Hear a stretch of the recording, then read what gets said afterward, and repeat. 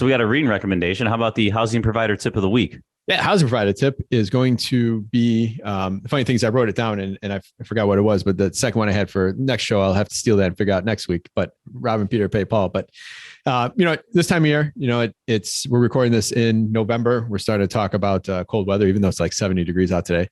But starting to talk about cold and vacant houses and stuff like that. And one thing that you do have the option when you have a vacant house is just turning the water off. Most single family townhouses, they all have the water shutoff valve. So instead of messing around with that or worrying about making sure your heat doesn't go off or something like that, all those things you should worry about. But if worst case scenario, it's just you kind of nip it all if you just kind of shut off your water while it's vacant at the source. Usually you're located in the basement at the front of your house or in a closet towards the front of your house if you don't have a basement. So that is my tip.